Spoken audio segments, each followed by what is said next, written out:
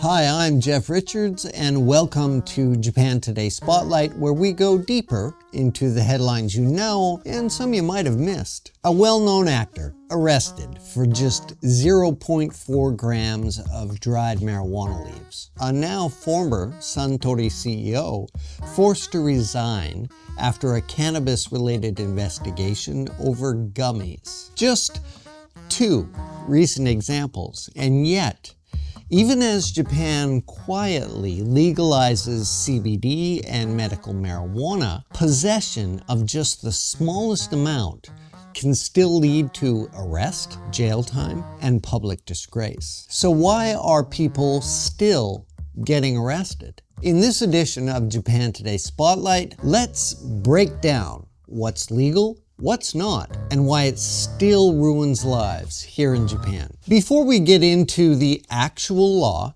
just a quick reminder. If you're watching this with an ice-cold beer in your hand or a cigarette in your mouth, you're using a drug. Bear that in mind as we go on, because we'll come back to it later. In Japan, cannabis laws aren't just strict. They're outdated. The Cannabis Control Act, passed in 1948, bans nearly all parts of the marijuana plant. Only the mature stalks and seeds are technically legal, and that's for industrial use only, such as making rope, textiles, or paper. There's no distinction between recreational and medical use in the original law. And there's no concept of personal quantity, like in many other countries. Possession, cultivation, and transfer, all illegal. Even having cannabis in your system can be grounds for arrest. And the penalties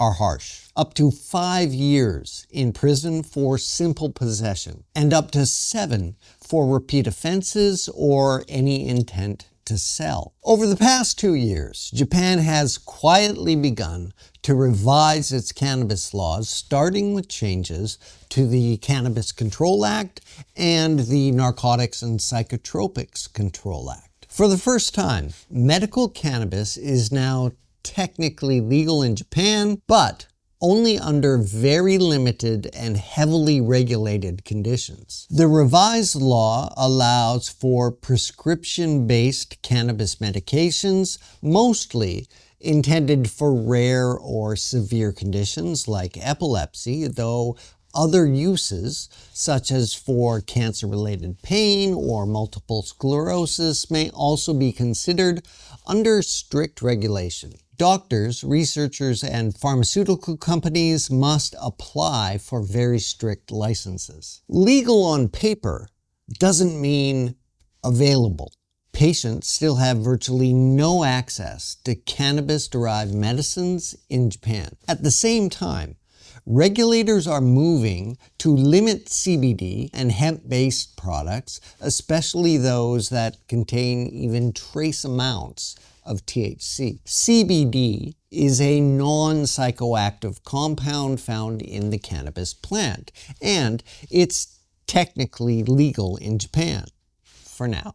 THC, or tetrahydrocannabinol, is the chemical in cannabis that causes the high. In Japan, it's banned in any amount. Under proposed new guidelines, the allowable THC limit in CBD products would be one of the lowest in the world, a level so strict that some companies say it could shut down the entire domestic market. The Ministry of Health says the changes are about public health and safety. Critics argue that the new rules create more confusion than clarity, and that Japan is simply just tightening control while pretending to modernize. Let's look at some recent high-profile examples that show how cannabis laws are still being enforced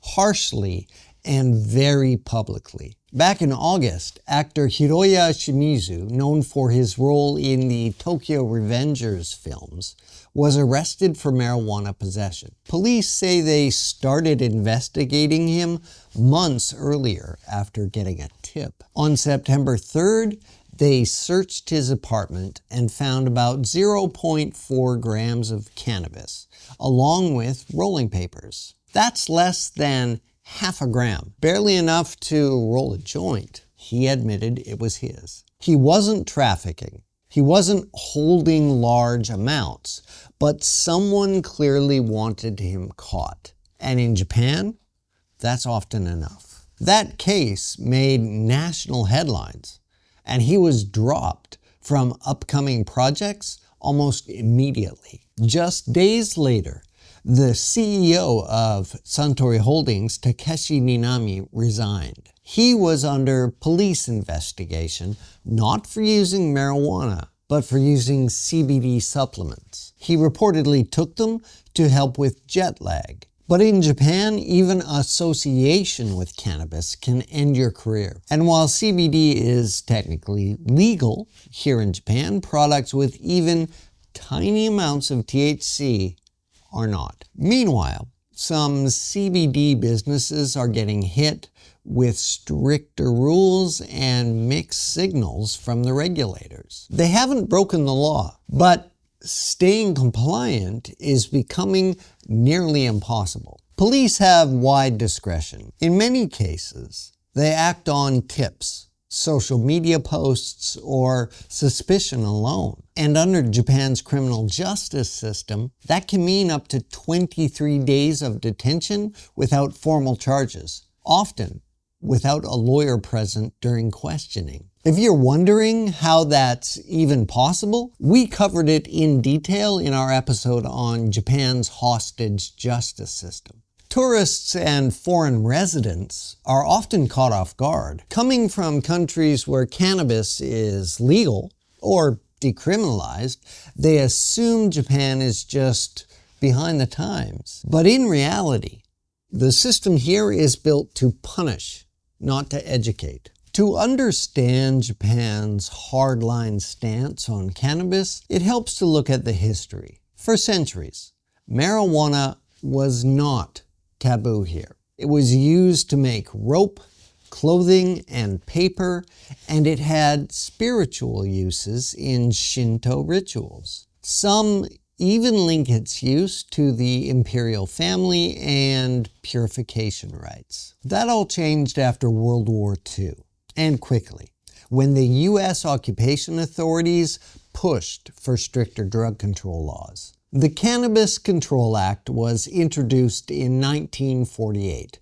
not because marijuana was a social problem, but because the Americans said it should be. Since then, cannabis has carried a strong social stigma in Japan, tied to ideas of morality, shame, and obedience. While there's no major public poll that confirms it, there are signs of a generational shift. Younger people in Japan seem more willing to question the stigma around cannabis and are more open to reform, especially for medical use. Even the Mainichi Shimbun, while towing the government line in discouraging use, confirms that cannabis consumption is growing among younger age groups. Japan's political system and media remain overly cautious, even fearful, of drug laws they didn't create. But they continue to enforce them without question. And if you need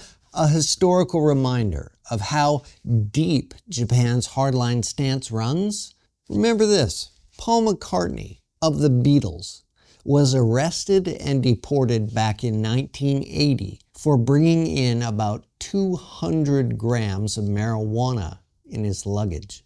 That's 500 times what actor Hiroya Shimizu was arrested for. He spent 9 days in jail and was banned from entering Japan for more than a decade. So where does Japan go from here? The law now allows medical cannabis, but the system to access it doesn't really exist. CBD is legal, but new THC limits could make it impossible to sell. Recreational use remains completely banned, with no sign of decriminalization on the horizon.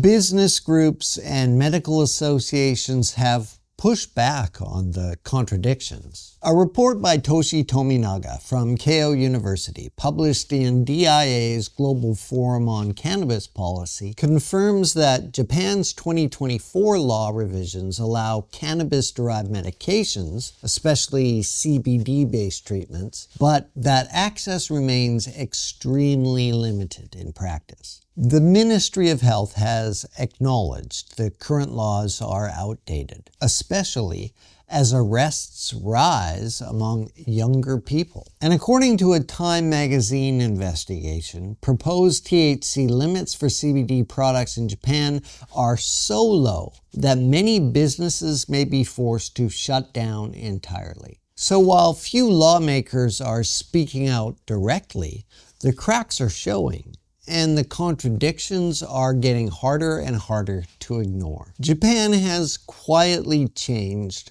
some of its cannabis laws, slightly. For most people, though, the risk is still the same: arrest, jail time, and social ruin. Sure, CBD is now sold in convenience stores here. Yet, actors and CEOs are still losing their careers over microscopic amounts of THC. The contradiction is clear, but almost no one is asking why these laws exist in the first place. They just follow them. So what do you think? Should Japan modernize its cannabis laws, or are these tough rules the right approach? As a callback to the top of the show, should Japan criminalize alcohol and tobacco too? Let me know. I'm interested in seeing what kind of divide our viewers actually straddle. Thanks for watching Japan Today Spotlight, and from the Japan Today newsroom here in Tokyo, I'm Jeff Richards. See me next time.